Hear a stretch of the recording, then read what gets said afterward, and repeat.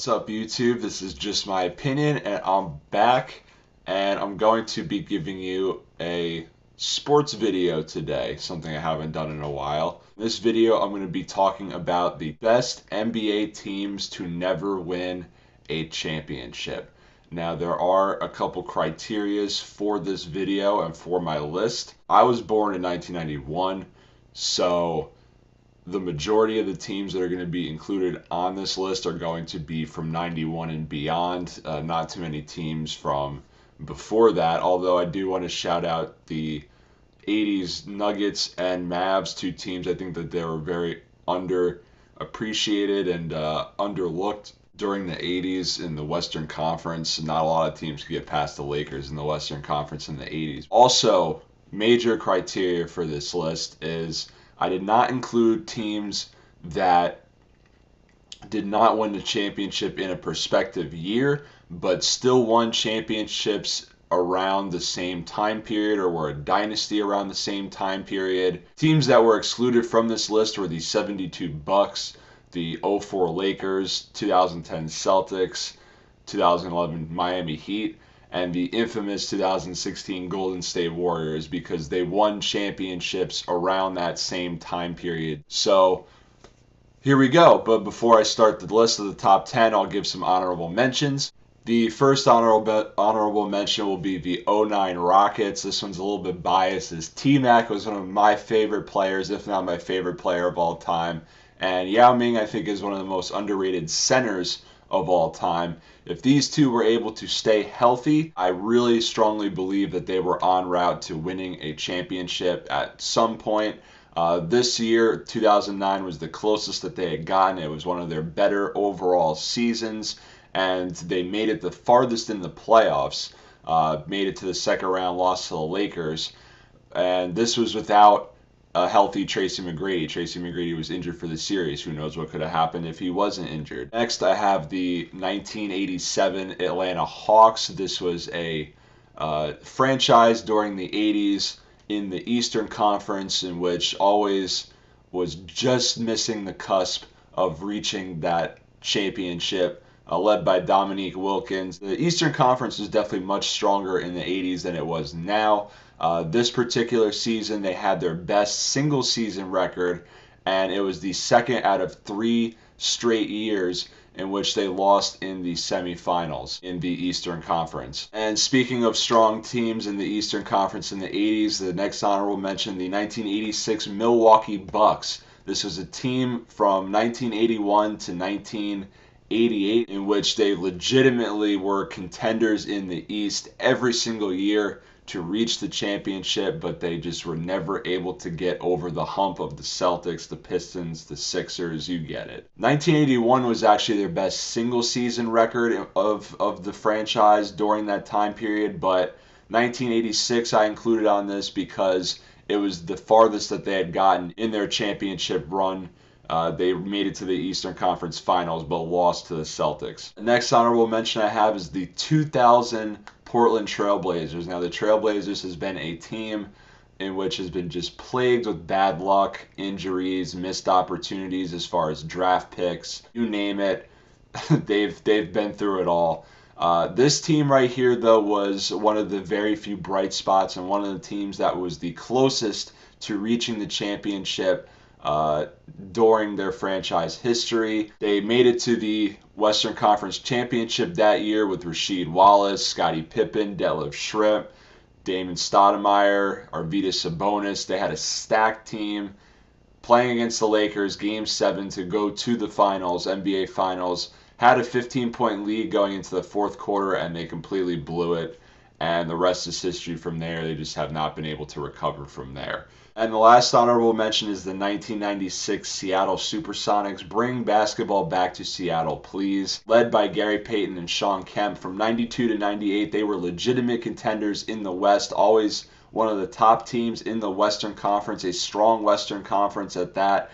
Had multiple 60-win seasons during this time period. Now, I could have included the 94 Supersonics, which was the first ever number 1 seed to lose a series to a number 8 seed. They lost to the Denver Nuggets that year, but I included the 96 Sonics because they actually made the finals that year and played very well against a Chicago Bulls team, which at that point had set the all-time single-season best record in the NBA. Now getting into the list. At number 10, I have the 2015 Los Angeles Clippers. I was split between them and the 96 Supersonics because they both are teams that had a similar style of play and structured similarly. You had your point guards in both Gary Payton and Chris Paul for the Clippers, which defensively locked down, true point guards at heart.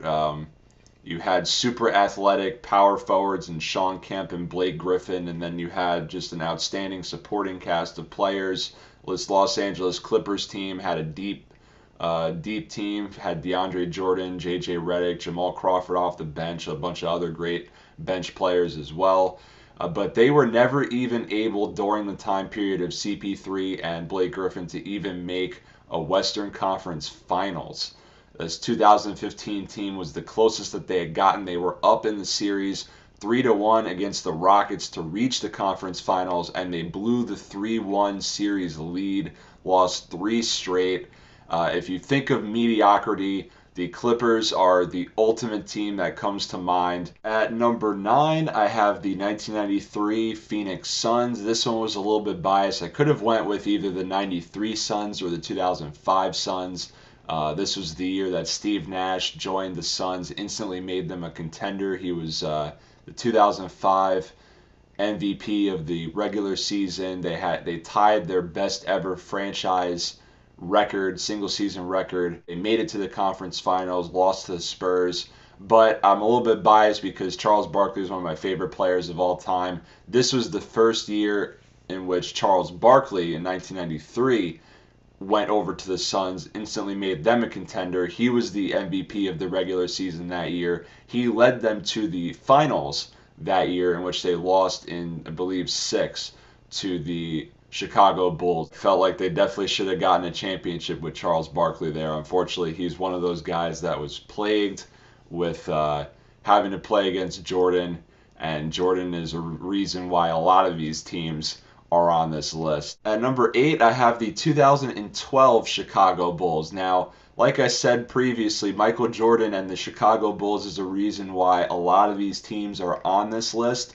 But besides Michael Jordan, the Chicago Bulls have kind of been a mediocre franchise at best throughout their years without Michael Jordan, except for in 2011, Derrick Rose happened, became the youngest MVP of the regular season, led their team to the number 1 seed, and this was the same year as well that the super team in the Miami Heat formed with LeBron, Wade, and Bosh. And they still finished atop the East, made it to the conference finals, lost to the Heat in the conference finals. So things were really looking up for the Bulls. But then in 2012, the lockout season happened. They were still the number 1 team in the East. They were going into the first round. Game 1 against the 8 seed Sixers, Derrick Rose, of course, the infamous injury to his knee. And they wound up losing that series to the 76ers, and the Bulls franchise has not been able to recover the same way since then. Truly a sad moment, but I'm happy to see that Derrick Rose is kind of having a comeback year so far with the Timberwolves. Number 7 on my list, I have the 1989 Cleveland Cavaliers. Now, I could have thrown in a team in which LeBron was in his first stint with the Cavs in 2009. That's when they had their best regular season record, and he had probably his best individual season of his career. 2010, they had a better team on paper, but the 1989 Cavs started the rise of a good, promising young team and franchise with Mark Price, Brad Daugherty, Ron Harper, Larry Nance. They were supposed to be the team of the future in the East. Now, I could have included the 1992 Cleveland Cavaliers, in which they lost in the conference finals to the Chicago Bulls, but I included the 89 season because they were the heavily favored team going into the first round series against the Chicago Bulls, and they still lost the famous game-winning shot over Craig Elo. It's a historical moment that will always be remembered in basketball. Number 6 on my list, I have the 2005 Indiana Pacers. Now, the Indiana Pacers was another team just plagued during the 90s, having to play against the Bulls and the Knicks. Lost in the conference finals in 98 to the Bulls. They lost in the actual finals in 2000 against the Lakers. In 2004, they were the number 1 seed in the East and were projected to win the Eastern Conference, lost to the Detroit Pistons, and then the Pistons won the championship. But 2005 was different. They started the regular season off 7-2. They were the best team again in the East. They were projected to win 63 games that season, which would have been a franchise record. And they were blowing out in the 9th game of the season the Detroit Pistons, who had just come off of winning the championship. And in this game is when the famous Malice in the Palace fight started. Ron Artest got suspended for the entire season. Steven Jackson, Jermaine O'Neal got suspended for multiple games. Although they did get a high seed and lost in the second round that year, the team was just not the same since that moment in time. And it just makes you think, what if that incident never happened? At number 5 on my list, I have the 1994 New York Knicks. This was another team that was just plagued with having to play Jordan throughout the 90s and could never get over the hump of Michael Jordan. I could have included the 1999 New York Knicks, which lost to the Spurs, and they were the first ever number 8 seed overall to actually make it to the finals. But I feel like the 1994 team had a better chance of winning an NBA Finals. This was the first year in which Jordan decided to retire. Everybody wanted to claim the new throne atop the East and have a chance finally to win a championship. The New York Knicks, led by Patrick Ewing and John Starks, finally did that, but lost in 7 games in the finals that year to a talented Houston Rockets team, and were just never able to reach the finals again until Jordan retired again for the second time. At number 4 on my list, I have the 1995 Orlando Magic. I almost included actually the 2009 Orlando Magic, led by Dwight Howard. They actually made it to the finals, but lost that year to the Lakers. This team and franchise in general has just had a lot of great players and some great teams over the years, but just have been really bad as far as being able to keep those players around and build teams around some of these great players. And the 1995 Orlando Magic is the best example of that. Led by a young Shaq and Penny in 1995, this was the only team ever to beat Michael Jordan in a playoff series from 1991 through 1998. They wound up making it to the finals, the NBA finals that year in 95, but they got swept by the Rockets. In 1996, the Magic finished with their best regular season ever, but after losing to the Bulls, Shaq immediately left the Magic the year following, going to the Lakers. Penny gets hurt, and the rest is history from there. At number 3 on my list, I have the 1997 Utah Jazz. This is the only team ever that had 2 opportunities to play against Michael Jordan in the NBA Finals and beat him, and they just could not get it done both times.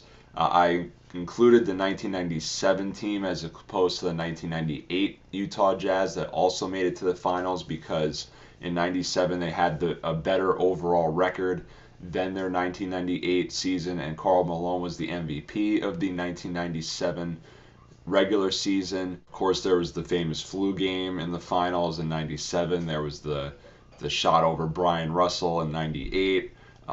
This is the best team by far to have to play against the Bulls and still lose. Karl Malone is arguably the best player in NBA history to not have an NBA championship still to this day. At number 2 on my list, I have the 2002 Sacramento Kings. This is probably the saddest team on this list, and this is why I included them so high as far as their situation. They were so bad for so long, and then finally in 1999, Chris Webber joins the team, and they immediately start becoming a contender in a very tough Western Conference. Finally, in 2002, they became the best team in the NBA, had the best regular season record. They were the clear favorites to win the championship that year, and Then the Western Conference Finals happened against the Los Angeles Lakers, and it is probably the worst officiated series in playoff history. There's plenty of YouTube videos that you could go and look out there for as far as how it was officiated and how bad it really was. 2005, Chris Webber left the team, and really since then they have not even made the playoffs at all. They just have not been the same team since that series and since Chris Webber left. And finally, my number one overall best team in NBA history to never win a championship, I have the 2012 Oklahoma City Thunder. This team had 3 future MVPs of the league on it, in Kevin Durant, Russell Westbrook, and James Harden. They were all drafted back to back to back seasons, which I don't think we're ever going to see happen again. 3 future MVPs getting drafted back to back to back seasons, all playing on the same team, and they still could not win a championship together. Now, I could have included the 2013, 14, or 16 Oklahoma City Thunder, but none of those teams had James Harden. After the 2012 season in 2013, he got traded for Kevin Martin because the Oklahoma City Thunder did not want to pay him or go over the luxury tax and pay him an extra $7 million. Not even $7 million a year, just $7 million overall. They decided to get rid of him. Obviously, he's done great things in Houston. After the 2016 season, in which they were up 3-1 in the Western Conference Finals against the Golden State Warriors, who were coming off of winning 73 games that season, best historic record in single season history. They blew that lead. Kevin Durant infamously joins the Warriors the next year in what's probably the most controversial free agent signing of all time. And although the team is still doing fine now, it just makes you think, what if those 3 players could have stayed together? How great that team and that franchise could have possibly been and become. And that was my list of the top 10 best NBA teams to never win a championship, in my opinion. What did you think of the list? If there was any teams I forgot, if there's any teams that you would rank higher or lower, let me know in the comments section. While you're doing that, make sure you like the video, subscribe if you want to see more videos. Remember, this is just my opinion, and thank you for watching YouTube.